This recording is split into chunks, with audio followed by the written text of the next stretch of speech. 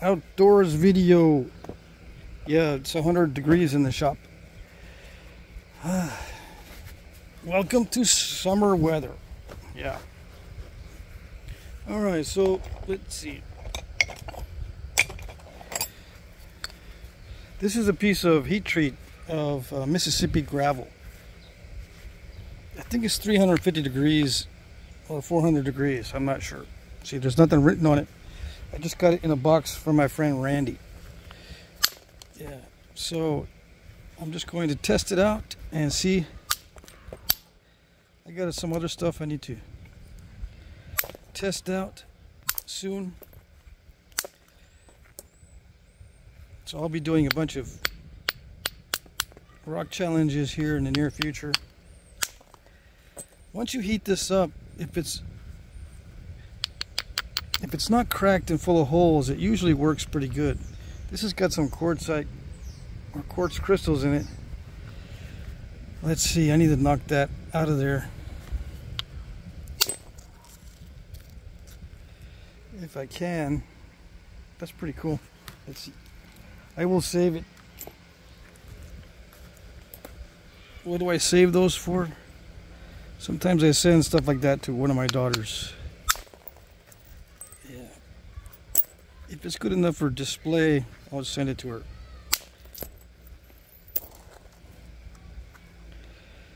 Or for a little rock collection.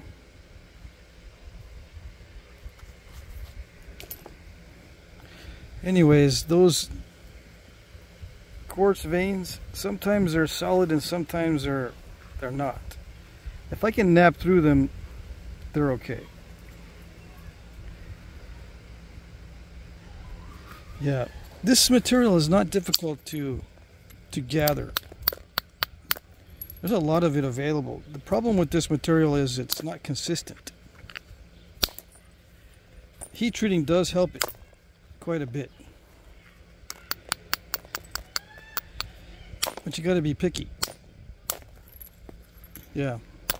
Which means if you can get a hold of a lot of it, you'll have to nap a lot of it to get to the good stuff.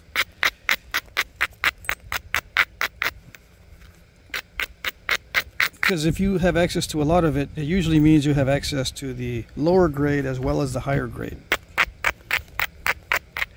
I don't know if there's pockets of high grade, so I can't tell you. Look for the high grade areas. Ooh, that's a nice flake for future. Yeah, hopefully all of it will be that consistent once I get rid of the cracked areas. It doesn't ring, but it's still kind of thick, so I don't expect it to make a nice ringing sound yet. I gotta wait till it gets a little bit thinner. It has a lot of existing cracks. The points that can be made out of this are usually not all that large.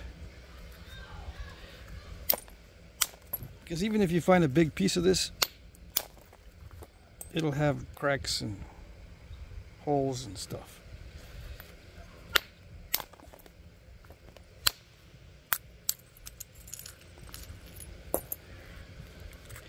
Youch. Looks like that goes right through there.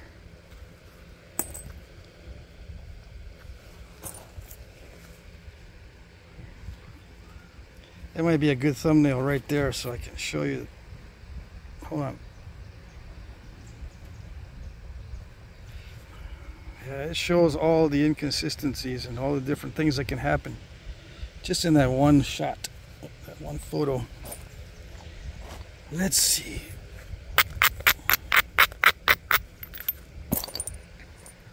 The color is nice. The natural lighting shows the color really well.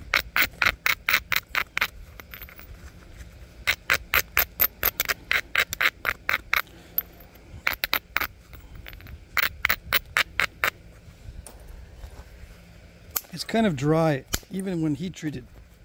It's not glossy, at least not this piece. Some of this does get glossy. Some of the Mississippi gravel. It's a 9.6 ounce bopper. It's working pretty good. I wore out my other bopper, the one with the wooden handle. Yeah, the cap came off. Everything just came right off.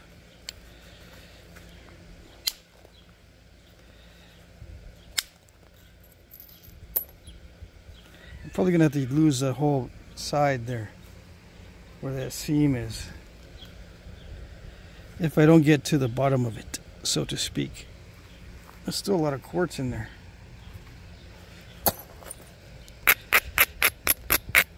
Would it be cool to keep some of that quartz in the finished point?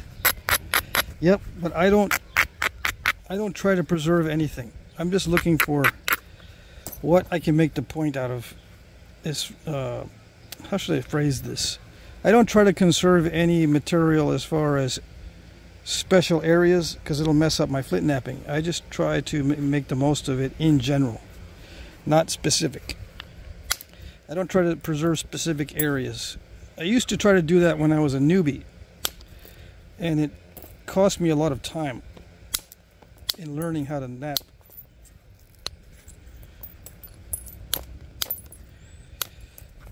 And even with experience nowadays, I still do not pay attention to the little specific areas that I might want to preserve for like 99% of my knapping.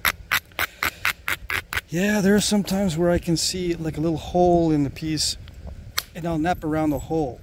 But what ends up happening is I end up with a lump right around that hole, and I want to thin that down, so I end up taking a flake, and sometimes it minimizes that part that I wanted to keep. Yeah, usually what happens is, at least with me, if I try to preserve a certain area on the piece, that's the area that gets lumpy because I don't want to flake into it.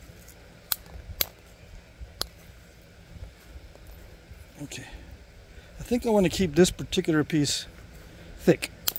I'm going to do a bevel on the edge. Yeah. Beveling looks best when the biface or the preform is thick. What's the difference between a biface and a preform? That question still comes up because I don't mention it in every single one of my videos. But a biface is just flaked by a human at least 60% on both sides. At least 60% of this side is knapped. At least 60% of the surface area shows knapping scars. In other words, you can see flake scars on 60% or more on both sides. That's a biface. A uniface is 60% flaked on one side, and the other side is just a big old, either one surface from one flake or a natural surface that looks like it's flat or something. Something that didn't need to be knapped to get into a shape where you can transport it away from the quarry. Bifaces or blanks are very similar. Blanks sometimes are less developed than bifaces or unifaces. Blanks can be very close to being a spall, but a blank is, you know, knapped around the edges a little bit, but less than 60%, I would say. Just in my opinion, because if it's knapped a lot, I just call it a biface, but it could still be classified as a blank. So it's kind of a fuzzy area there. But a preform is different from a biface in that the preform is already headed toward the direction of the particular style that you want to make. It's already headed in that direction. It's already pretty much the thinness is going to be for the finished piece. That's the preform. The thickness is very close to the finished piece thickness, and it's already heading in the direction of a particular style. That's a preform. It's preformed to be a particular style. Okay, a biface is just flaked on both sides at least 60%. That's my definition, so I can keep them straight. When someone asks me, they found an artifact or something, and they ask me, is this a biface or a preform? I say, what kind of points are in your area? And they'll tell me blah blah blah, and I say, well, it doesn't look like it's headed toward the direction of that particular point, so I would consider it a biface. If it looks like it's heading in the direction of that particular point, it is a preform. Okay.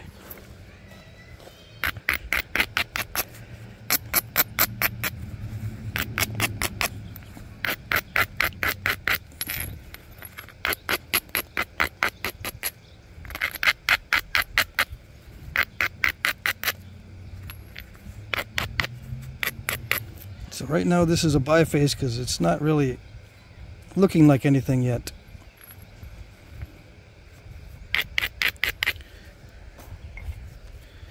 All right.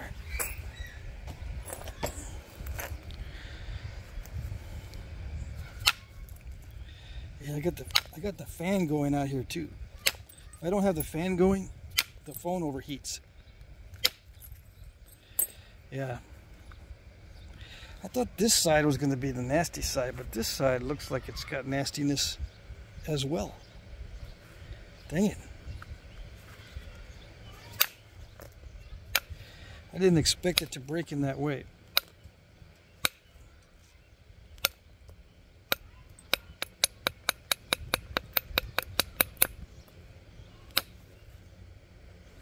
See that? It dipped way down.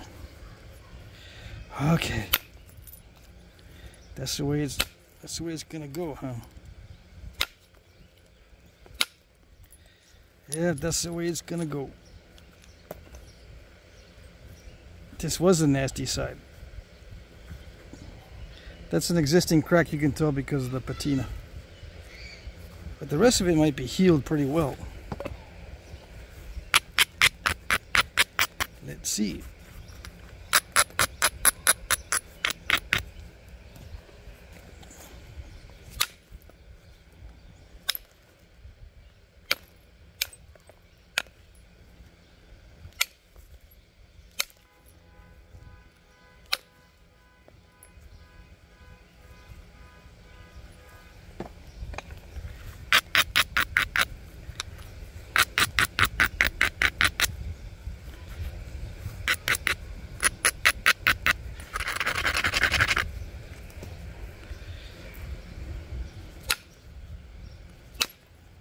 I made a video yesterday,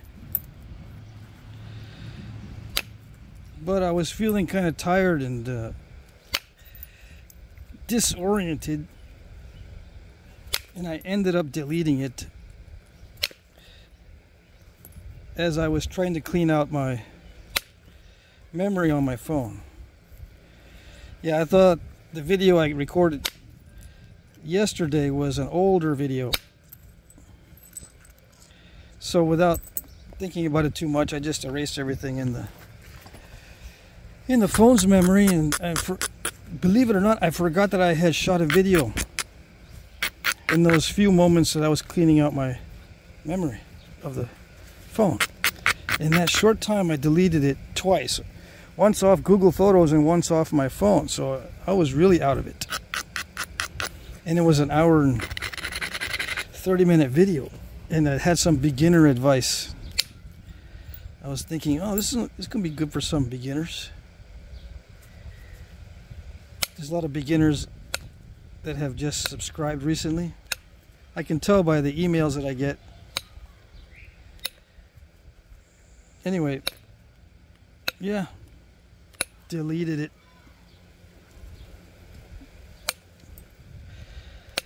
I don't get upset too often anymore about stuff like that, but that one made me upset, yeah. So I didn't want to do anything else yesterday. Took the day off. I said, if I make a mistake that bad, I'm probably going to make another mistake like that too, and just waste all my time. So I did a little bit of napping off camera,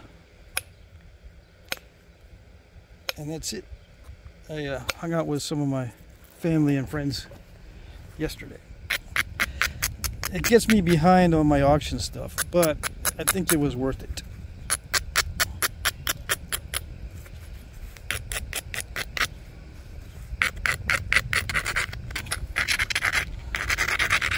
What causes these days, sometimes I feel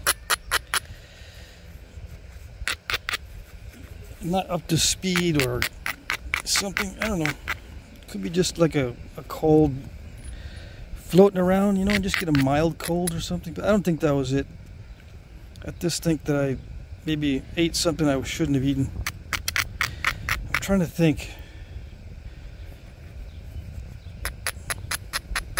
I'll sneak something once in a while that contains wheat or dough, some kind of dough, you know, like a doughy thing. Like I'll take a bite of a blueberry muffin or something,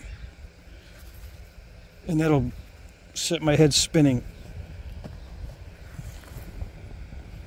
I can't think of anything, but usually when that happens, it's because I just do it without thinking. So it's hard to remember, what was it?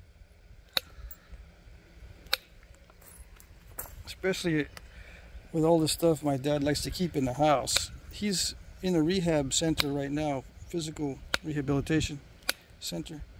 But all of his stuff is still in the house that he usually eats. Just sitting there. Not doing anything.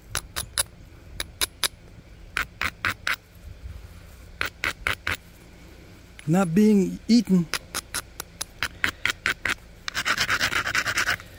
Okay, so yeah. What am I going to make besides a mess? I've got to get rid of that area. I'm going to keep it thick so I can bevel it so it will look like it's been resharpened. If it's too thin when it's got a bevel on it, it doesn't look resharpened. Yeah, I'm losing some length because it's not symmetrical. I've got to make it symmetrical.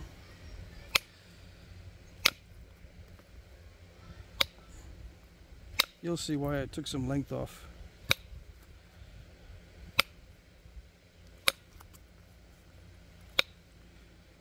I think you'll see why in a little bit.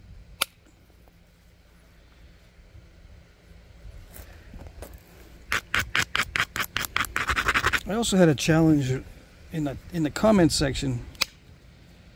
Try to do the largest possible floor tile point. Dang it. What's the largest possible floor tile point that I can make? Well, it depends on what you consider a good point. Because I can just get a big old slab of floor tile and nap around the edges and leave stuff in the middle. Yeah, I can leave stuff in the middle. It has a good edge on it. It can be used for cutting, and it's a big old blade. It just won't have the middle napped. Yeah. What is the biggest fully napped point that I can possibly make? It's going to take more than one video for that. Because if I make one kind of long, it'll have to be long and not wide. If I make one kind of long, I might say to myself, well, I might be able to make a longer one. Try another longer one. The biggest points that I can make that are floor tile are going to be long and narrow. That way I can flake across. Okay? Just to give you a heads up, in case you want to try it. The way I would go about doing it is making a very long one with a lot of flakes, short flakes. And that means it's going to be narrow. It's not going to be wide. That's how I would do the longest possible or the largest possible floor tile point. It'll be long and narrow. Okay. Am I going to do it? I don't know. Like I said, it'll take more than one video. It'll be probably a video series to see if I can outdo myself. Because when you say the longest possible, if I take you literally, I'm going to have to keep napping until I get one that's as long as possible. And I'm saying to myself, yep, that's as long as I can possibly get it after 4 tries. And who knows, I might have been able to get it longer, but I'm stopping, let's say, at 4 different tries. That's 4 different videos just to answer that one question. So I don't know if I'm going to do it. No, I don't know.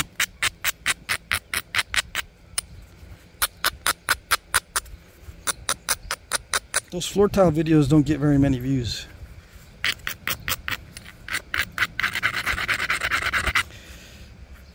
I do have to think about that because I have limited amounts of time. I might as well use my time wisely. Yeah.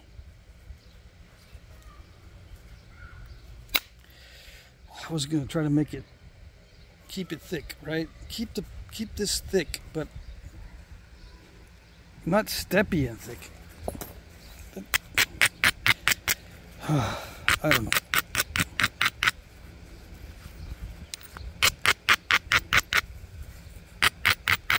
I was trying to do just short flakes so I wouldn't cross the middle, but then I don't go anywhere with them.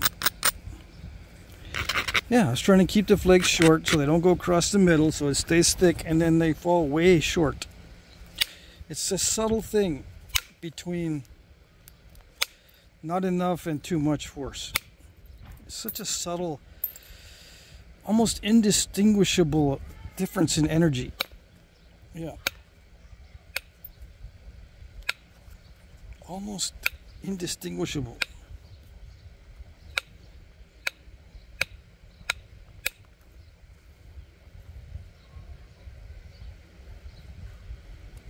What is indistinguishable? It's a big word for a flint napper. Yeah, I know. You can't tell. It's hard to tell how much of a difference there is in the strikes. It's not like when you're first starting out a point and you're really whacking it to get the spall shaped into a biface. Now you can say that's a lot of force, and you can tell the difference between that and the pressure flaking, which is a little bit of force. But when you get down into, you know, not having enough force to go halfway, and then too much force that goes way past halfway, and then not enough force that goes less than halfway, it's hard to tell the difference in those forces because the actual distance is not that different. At this distance is not that much different than that distance and that distance. So the forces are not that much different either. You know what I mean? I'm almost not able to tell the difference. I can to a certain extent, but to teach it or to tell you, I almost cannot tell the difference. So it's hard to teach it or explain it. Dang it, that didn't do any good either.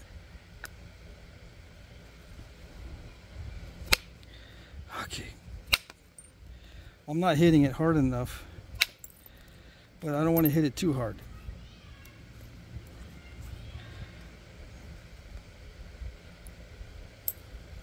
Man. What about Nacho? I haven't broken out Nacho in a while. Nacho-matic. He's been in storage for a while. Nacho's been in storage, or he's been in retirement. Gotta bring him out of retirement. Let's see if I can hit the face of that step fracture. See if Nacho can do something about this.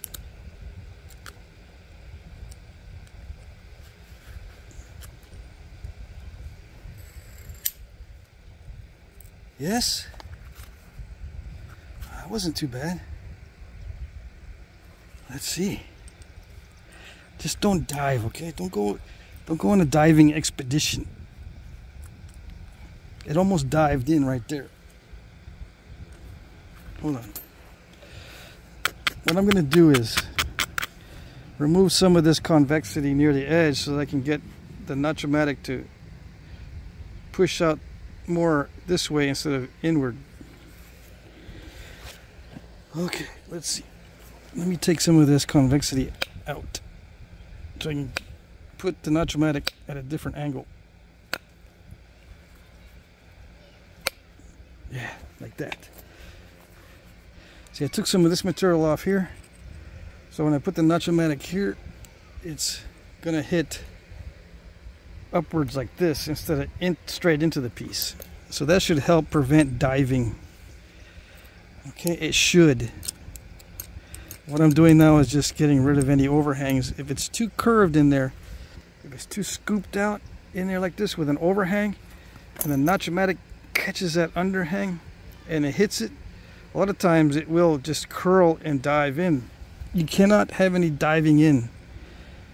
If it hits too far this way, it'll dive in. If it hits too far this way, it'll dive in. I don't know why. Okay. Perfect. See, no diving. As long as there's no diving, I can work with it. See that? It's just straight. Yes. It's working. I can't believe it.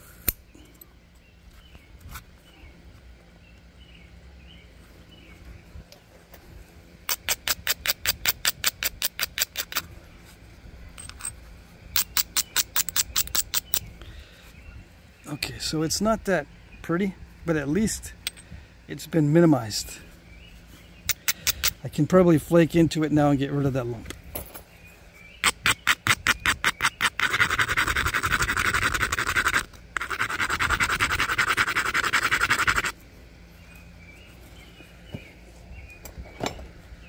Grind it extra specially much. Hit it extra specially hard. Yeah, that one was a hard hit. And voila. Okay, so there's still a little bit left right there. Let's see. 2 for 2. Did it do it? Almost perfect. For our purposes, it is perfect. Haha. Haha. I think it's okay now. No more worries. Yeah. I just have to work with the symmetry a little bit.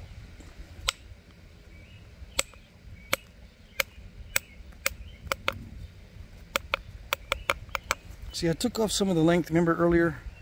Because the barb is going to be way up here. It would have been way too far up here. It's going to have 2 barbs in it. So I don't want the barbs too far up from the base. So I took some off the bottom.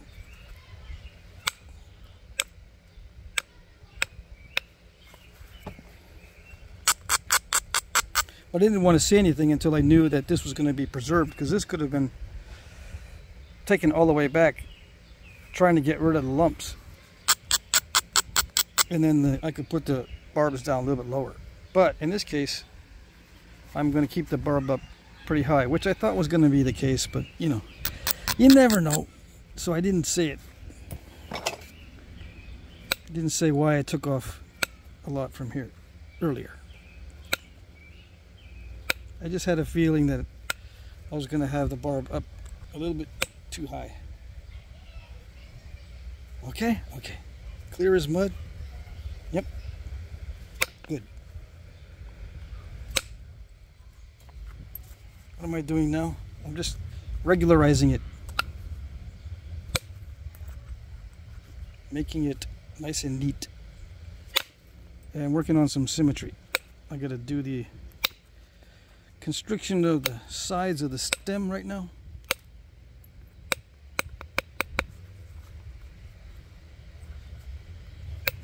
And I'll be able to come in and get rid of this little lumpy area from here.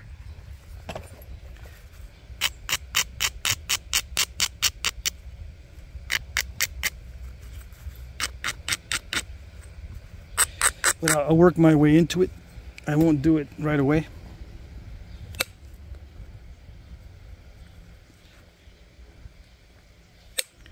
The ADHDers like this part because I don't directly go for it. I take care of other things first. Yeah, that's the way ADHD people work. You have to do 100 things before you can do one thing. Everything has to be prepared and set up, and even the stuff that's not related to what your ultimate goal is, you got to get it taken care of because you don't want it lingering in your mind and messing you up. Oh, it almost did it. Almost.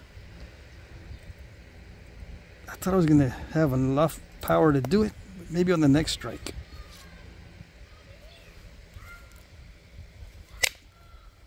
No. Did it do it? Ha! I think it did it. Although I took out a lot. Scooped out a lot.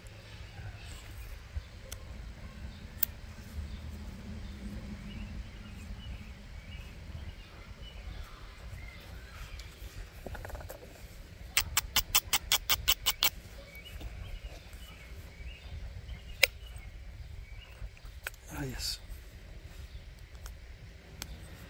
I'm going to have to leave a little bit of the steppiness in there. Because you know why? Because I don't care. Okay. It's winding down. Yeah, I don't have to worry too much about thinning it anymore. The stem is usually a piece of cake compared to the blade.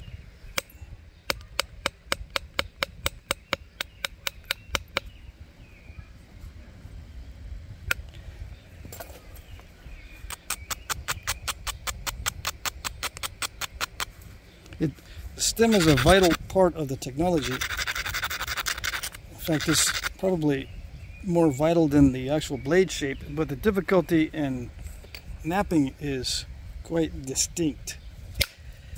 The blade is much more difficult to flint knap than the stem, but the stem is actually just as important or even more important than the blade shape. The stem shape, or the hafting area, is very important. And sometimes I think is more important than the blade shape to the function of the point. Yeah. What is it supposed to function as? A knife or a projectile point? Or maybe even a prestige item?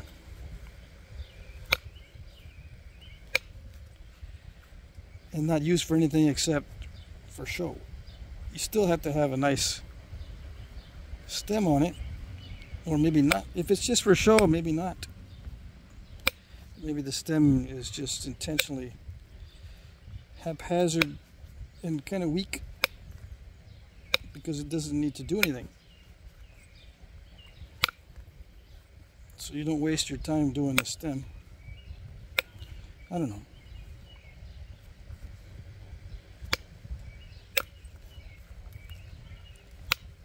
But the blade has to look nice. If it's a prestige item, it has to look nice no matter what. In other words, moral of the story, the blade has to look nice no matter what, but the stem, depending on the use, is probably different. Now, I don't know for sure in every case.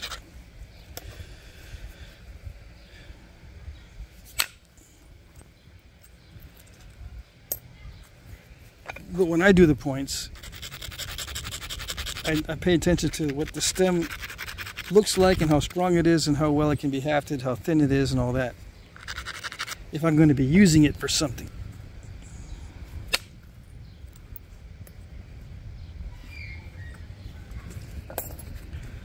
Okay, I'm thinning down I'm tapering it down so it's evenly tapered. I'm just going to do one or two more flakes near the tip and then I'll start beveling it.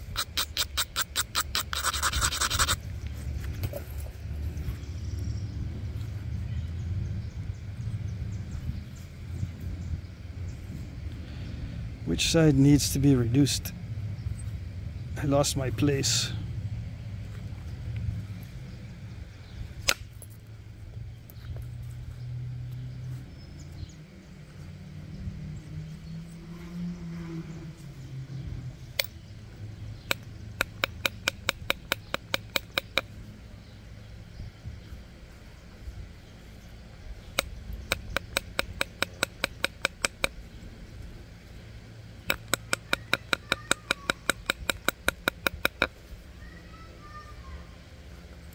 Yeah, to create a nice even bevel, it's got to be very regular.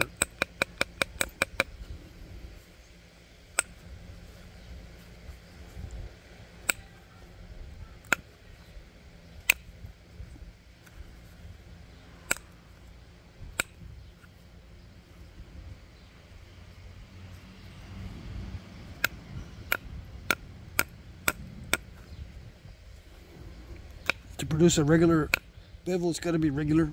Yeah. I'm doing double speak, although that's not what double speak means.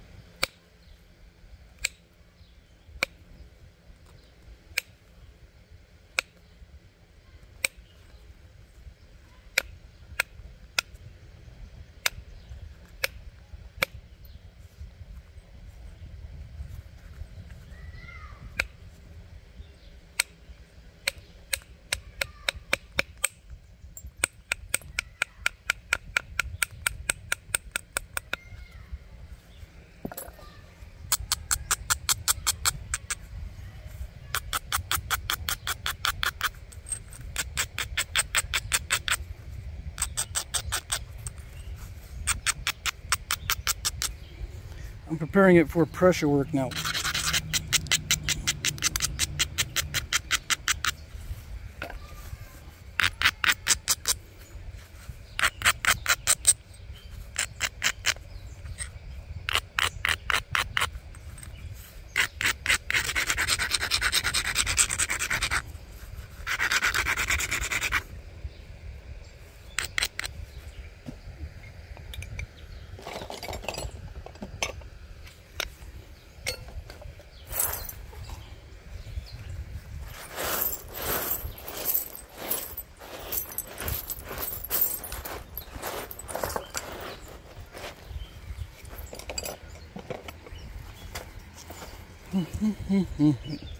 Okay. Some of that stuff is a little bit too thick for pressure, so hold on.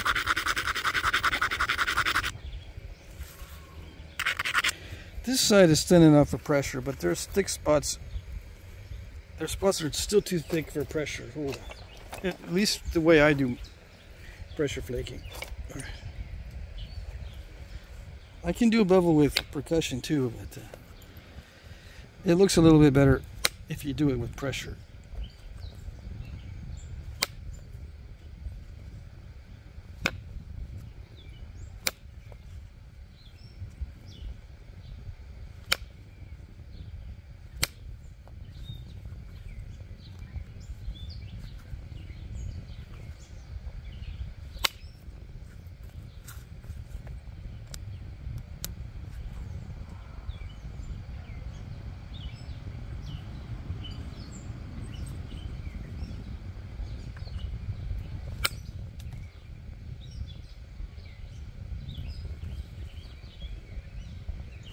Okay.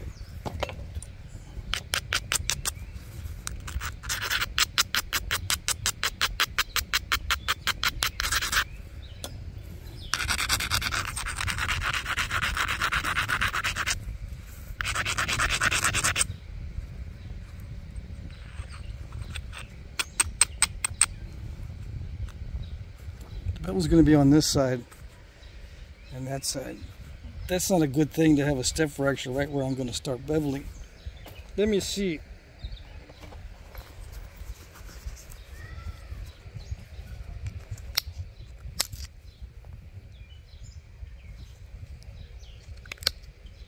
It's a little bit better. There's a natural crack in it right there.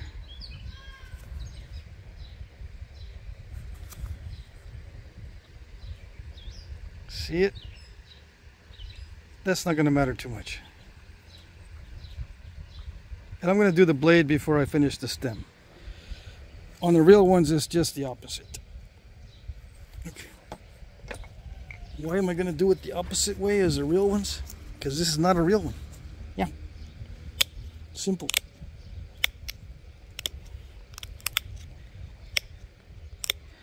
Some people say, well, if a human napped it, it's real. Yeah. Okay, fine. Yeah, you're right. It is real, but it's not old. How's that? On the old ones, of course you do the blade sharpening after the stem's already made. Because you're resharpening. It's already, you know, you're resharpening it from a finished point. When you do these bevels, in most cases, I think some of the old ones were made with the bevel from the beginning. But I think for the most part, the first stage does not have a bevel. And the bevel develops as a resharpening technique.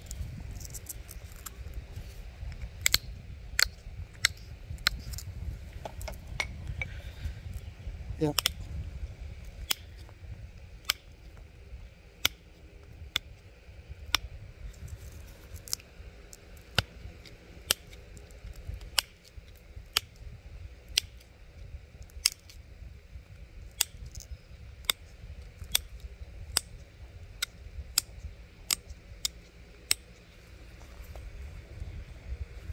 Okay. So it's just the process of doing that several times.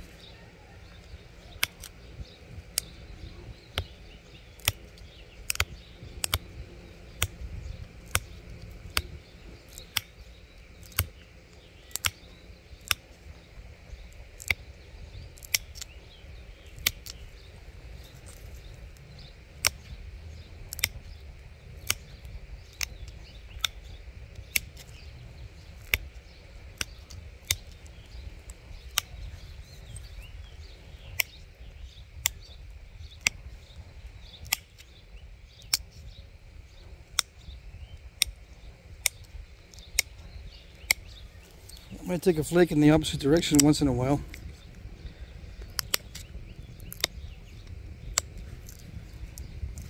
To even it up. Although I took too much off right there. Right here I took too much off.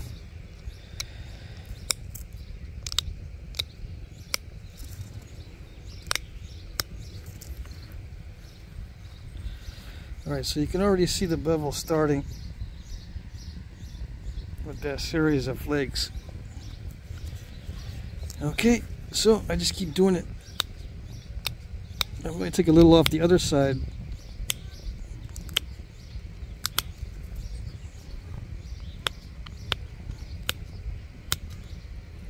To get rid of lumps.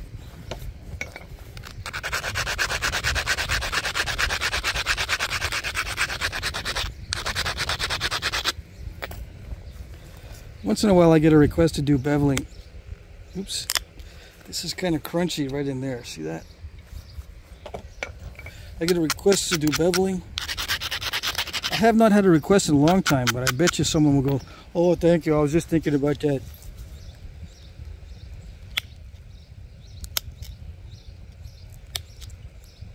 How do you bevel?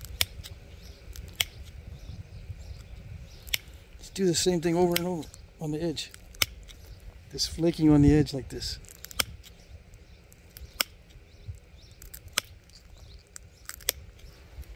Is it sequential flaking? The kind that you never want to do? Yeah, you caught me. You caught me red-handed. Yeah, it's the kind of flaking I don't want to do.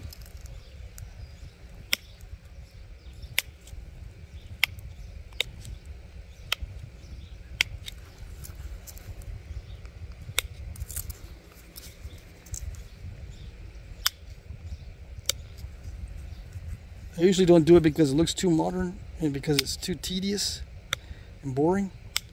But in this case, it's not going to look too modern because the rest of the face is randomly flaked. Just the bevel is sequentially flaked. Okay?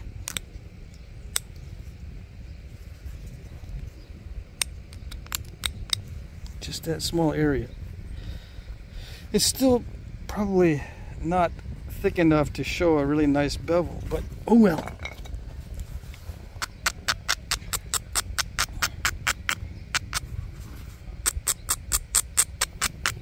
I did have to thin it down a little bit just to get rid of those bumps. And I probably should start straightening it too. A lot of these beveled points have straight edges. I don't know why it works out that way. It just does.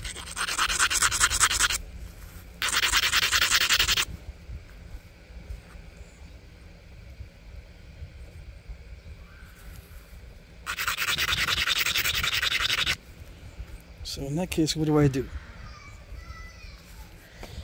I don't know. On this particular piece, I don't know. In general, you just take off more of the side here, but I don't know if I want to take off more of that side. I can shoot some more flakes inward, but I want to keep it thick.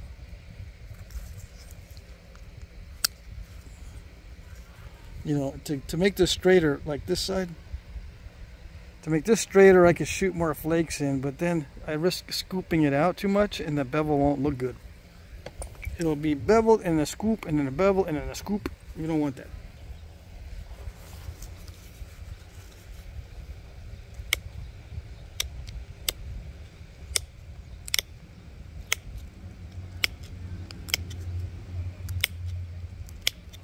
And I don't want these flakes too long.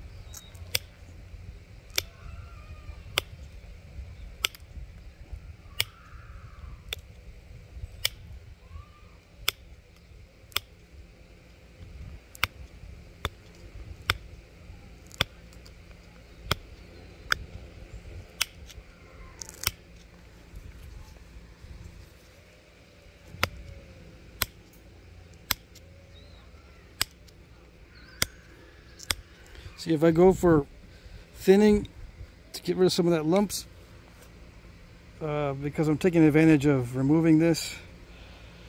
If I remove the edge here to straighten it, it beefs it up so that it looks like I have a chance to shoot flakes across to get rid of lumps, but it'll be too thin to create this kind of bevel look. See how it's already starting to look like a bevel? It doesn't look that way if it's too thin to begin with.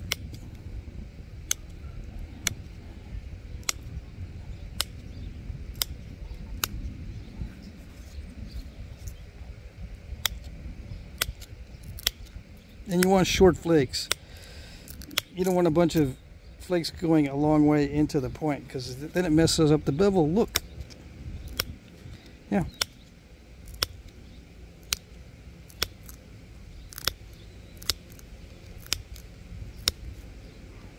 Were the old knappers worried about how the bevel looked? No, they were just making short flakes because it didn't require all that much skill, and just worried about a sharp edge. Those pressure flakes scoop out the edge, so you've got, it does thin down the edge. You've got a sharp, after that pass, you've got a sharp thin edge because the pressure flake bulbs of pressure scoop that out. See how this side is convex and this side on that is concave. Same with this one. The bottom is convex and the top here is concave, if I've done it right. There's a little spot sticking out right here. This side has concavities because of the bulbs of pressure. As long as I'm doing it right. If I'm not doing it right, it's going to be convex on both sides. It's got to be concave on this side where the bevel is in order to produce a nice sharp edge. Okay, I still haven't gotten to that point yet on this particular spot.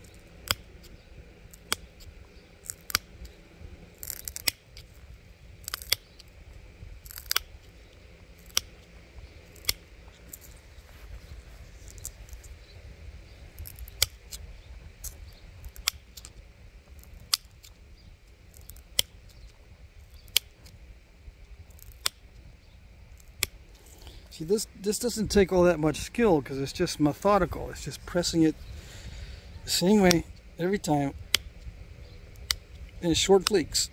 You're not thinning, you're just pushing short flakes.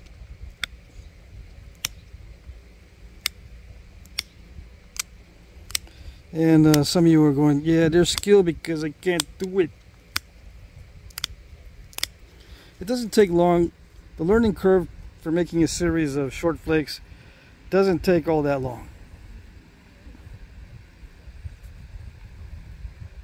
Okay, that learning curve isn't that bad, relatively speaking. Once you get the edge set up with a lot of grinding, you just push off short flakes.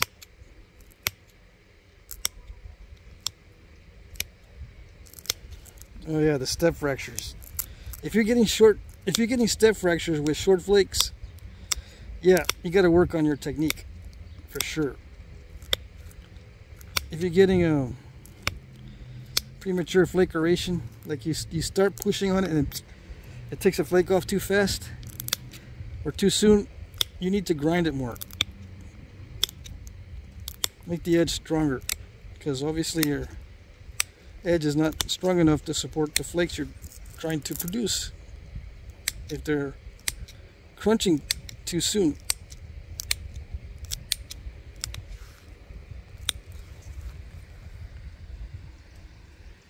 See, it's producing a bevel there and there, and it's nice and sharp just by knapping one side. But you got to make sure the bulbs of pressure are scooping that out, creating a concavity on this bevel side, and the other side should be convex. See how I'm scooping it out up here? I don't know if you can see, but those bulbs of pressure are scooping that out.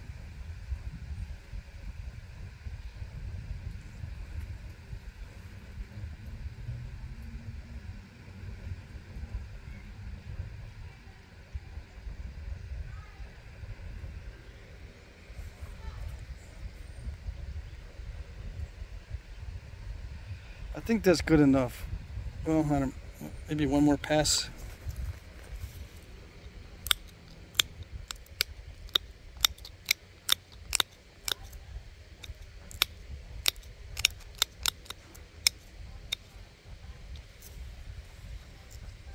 Maybe.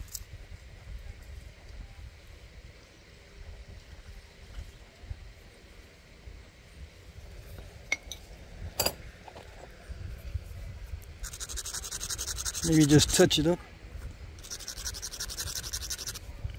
I don't have enough scoop outs.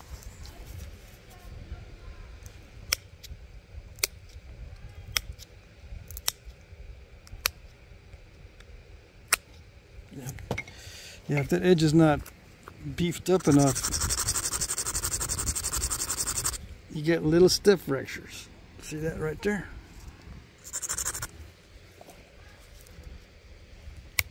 Ah, come on.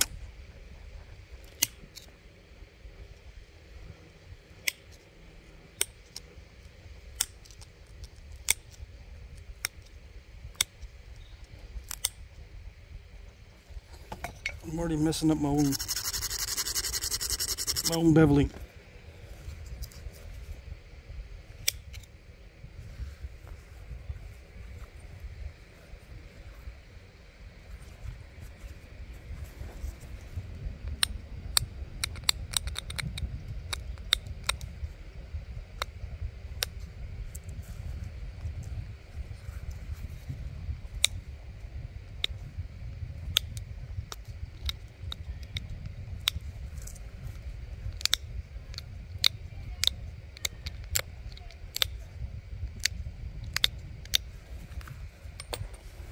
Oh, almost. I almost dropped it right on this.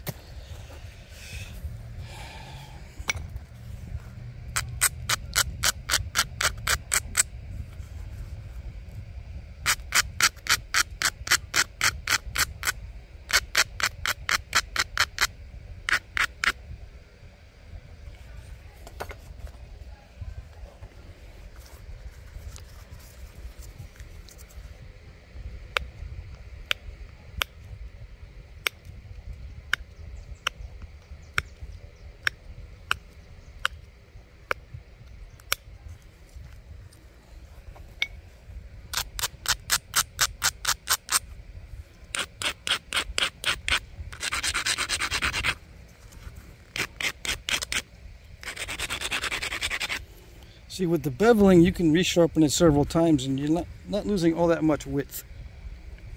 Whereas if you were to take long, big flakes, you would lose quite a bit of the edge.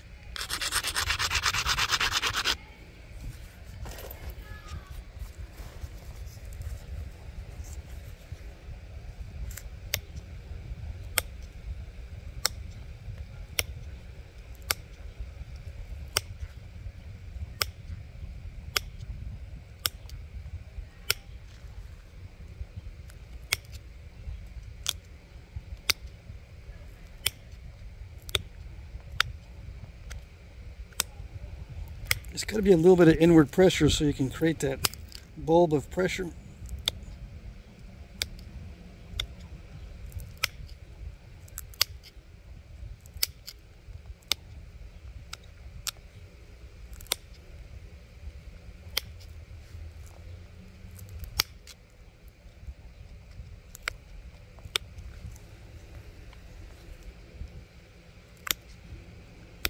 Come on.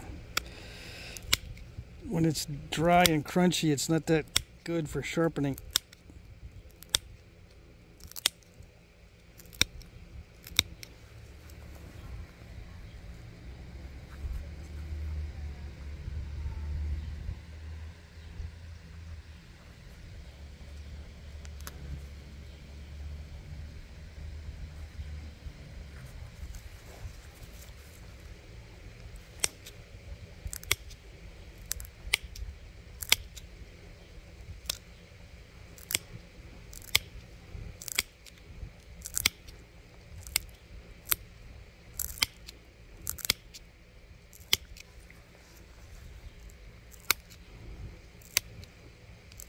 Come on.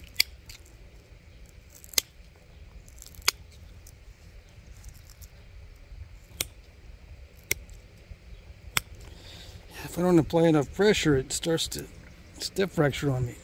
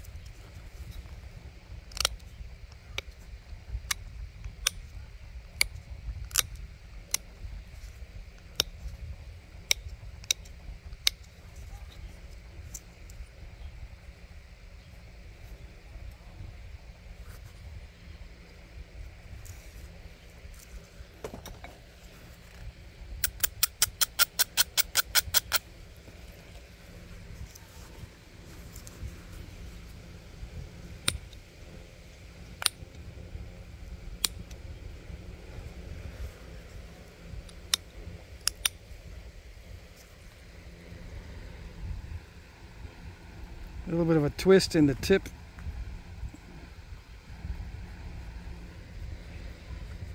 The edge is a little bit jaggedy, but I think you get the idea. Is it good? Will it work? Yeah, it's good and it will work.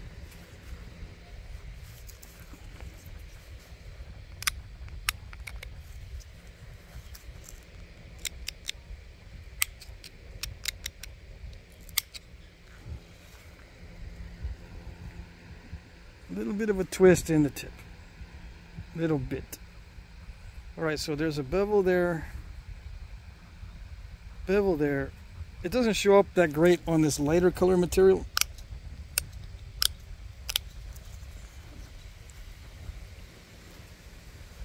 There's other material that's less dry than this. These bevels will show up better. The bevels will show up better. Better bevels. Yeah. And the thicker it is, the more it shows up too. Okay, so what am I going to do with the stem?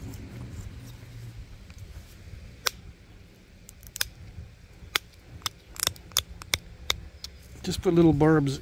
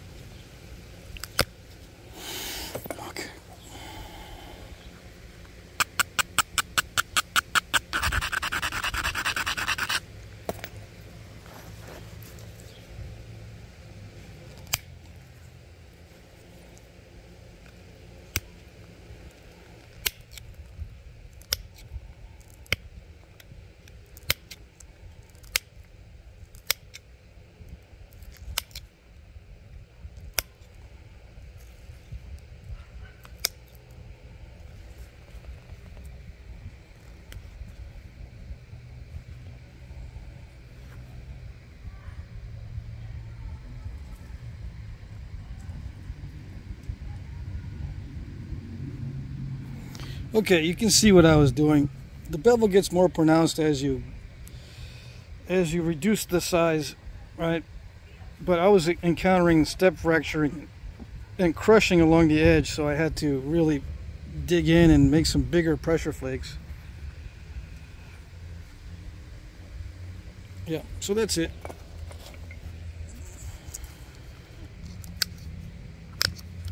With a large stem like this, it looks like it originally was a bigger point. I hope. Yeah. Although I don't know what type of stem that is. It's hardened-ish. Looks almost like a hardened type stem. Probably not wide enough.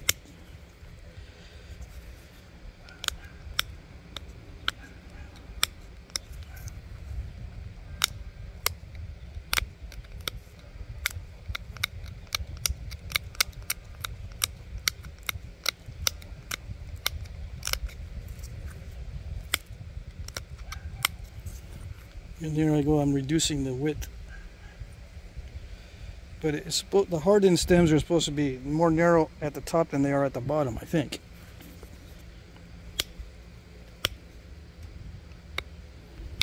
And they got a little bit of an ear. I don't know if it's straight stem or slightly concave. Straight base or slightly concave, I can't remember.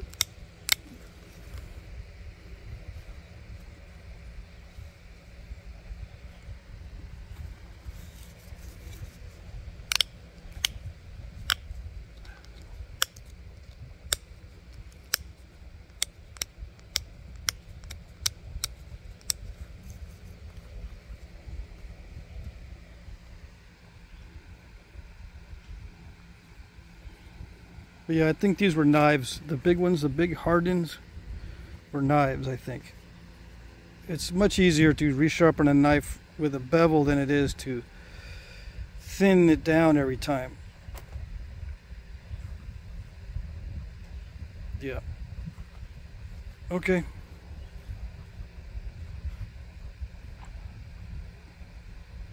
All right, just a matter of getting the thumbnail picture.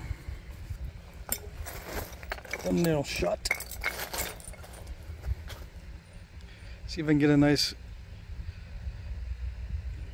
bevel shot. I don't know.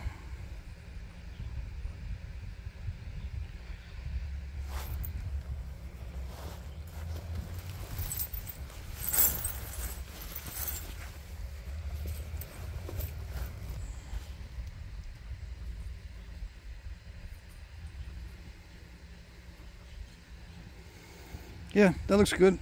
All right, there you go. It is beveled. It's hardened-ish. All right, that's it.